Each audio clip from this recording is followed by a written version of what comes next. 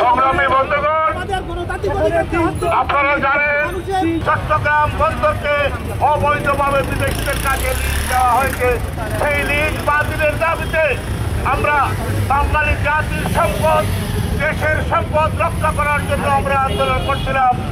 মার্কিন সাম্রাজ্যবাদী চক্র এবং একটি বিশেষ কোম্পানি, যে কোম্পানি বন্দরকে লিজ দিয়েছে, সেই কোম্পানি পৃথিবীর দেশে দেশে যত জায়গায় লিজ দিয়েছে, সেই দেশে যুদ্ধ বিগ্রহ নানা অশান্তির সৃষ্টি হয়েছে, ইতিহাস তার সাক্ষী আছে।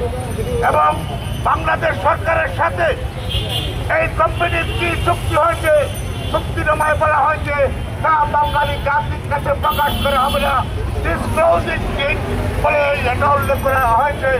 আমরা জানতে চাই আমাদের সম্পদ, আমাদের বন্দর বিদেশিদের কাছে ইজারা দেওয়া হয়েছে, এই চুক্তিতে কি লেখা হয়েছে বাঙালি জাতি জানে না। তারই প্রতিবাদে আমরা আজকে ঢাকায় আমরা মিছিল করেছিলাম। এই মিছিলের উপর আজকে প্রেক্ষাপটভাবে হামলা চালিয়ে অসংখ্য নেতা কর্মীদেরকে আহত করা হয়েছে।